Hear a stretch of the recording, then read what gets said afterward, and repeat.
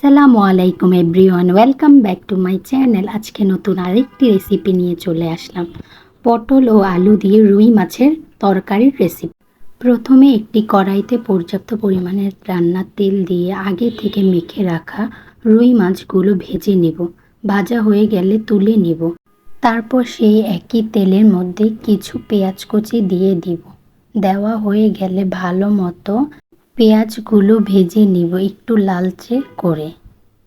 যখন পেঁয়াজগুলো ভাজা হয়ে যাবে তখন সামান্য পানি দিয়ে মশলাগুলো কষিয়ে নিব।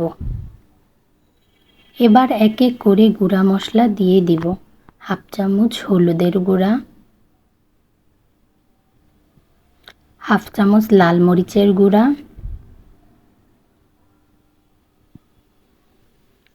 হাফ চামচ জিরার গুঁড়া,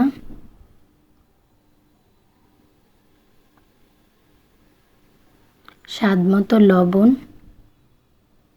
ও হাফ চামচ ধনিয়ার গুঁড়া দিয়ে ভালো মতো মশলাগুলো কষিয়ে নিব যতক্ষণ পর্যন্ত মশলা থেকে তেল ছেড়ে না দেয়। যখন মশলা থেকে তেল ভেসে উঠবে তখন আগে থেকে ধুয়ে রাখা পটল ও আলুগুলো দিয়ে ভালো মতো মশলার সাথে কষিয়ে নিব। একটু সময় নিয়ে কষাতে হবে যাতে মশলাগুলো সবজির গায়ে লেগে যায়।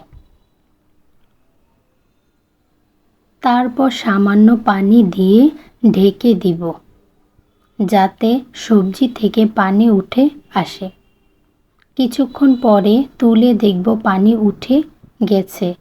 তখন সেই পানি দিয়ে সবজি ভালো মতো সিদ্ধ করে নিব এবং ভাজা ভাজা হওয়ার জন্য অপেক্ষা করব।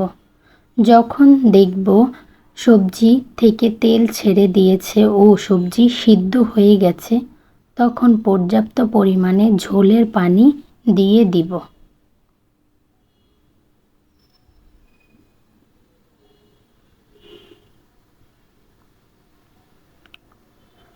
ঝোলের পানি দেওয়া হয়ে গেলে পানি ফোটার জন্য অপেক্ষা করব। যখন দেখব পানি ফুটে গেছে তখন এক এক করে আগে থেকে ভেজে রাখা মাছগুলো দিয়ে দিব। সাথে 4-5টি কাঁচামরিচ দিয়ে দিব। এই কাঁচামরিচগুলো ফ্লেভারের জন্য দেওয়া হয়। তারপর তরকারিটি উঠিয়ে নিব। আজকের ভিডিওটি দেখার জন্য সবাইকে। ভিডিওটি ভালো লাগলে একটি লাইক করে পাশে থাকবে।